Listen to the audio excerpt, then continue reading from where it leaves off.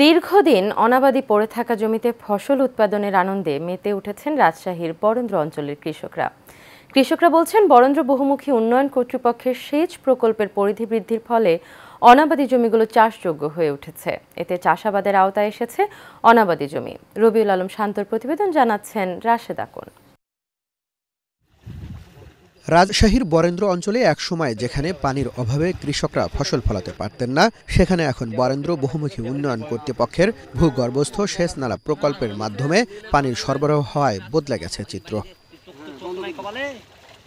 দীর্ঘদিন অনাবাদি জমিগুলো এখন হয়ে উঠছে উর্বর কৃষি জমি। চাষ হচ্ছে ধান, গম, আলু, পেঁয়াজ, রসুন সহ নানা ফসল। কৃষকরা বলছেন সেচ সুবিধার কারণে অনাবাদি জমিতেও এখন হচ্ছে সোনালী ফসল। আমাদের এই জমিগুলি কোনোদিন আবাদ হতো না, 40-50 বছর হানে। তো এই আমাদের এই টিউবওয়েল পাওয়াতে আমরা যা খুশি। নতুন পাইপ এসে আমাদের অনেক উন্নয়ন হচ্ছে। আমাদের গম, ভুট্টা, খেসারি, মুসুর সব রকমের আবাদ হচ্ছে। আমাদের খুব উপকৃত হয়েছে। এখন উঁচা জমিতেও পানি পাচ্ছি। এই নালা আসাতে আমরা আবাদ করতে পারছি। কৃষকেরা চাচ্ছে যে আরো যদি কিছু নালা বাড়ে তাহলে সবাই উপকৃত হবে। বরেন্দ্র বহুমুখী উন্নয়ন কর্তৃপক্ষ বলছে, কৃষকদের দাবির পরিপ্রেক্ষিতে EICD প্রকল্পের আওতায় নালা সম্প্রসারণের মাধ্যমে নতুনভাবে সেচের কারণে অনাবাদি জমি চাষের আওতায় আনা হচ্ছে।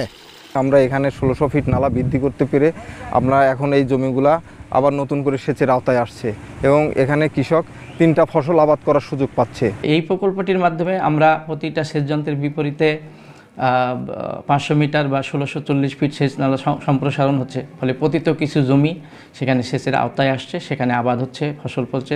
বরেন্দ্র অঞ্চলে কৃষি উন্নয়নের এই পরিবর্তন নতুন সম্ভাবনার দ্বার উন্মোচন করছে, যা দেশের কৃষি উৎপাদন বাড়ানোর পাশাপাশি অর্থনৈতিক অবস্থারও উন্নতি হবে বলে মনে করেন সচেতন মহল। Rashed Akon, Asian television.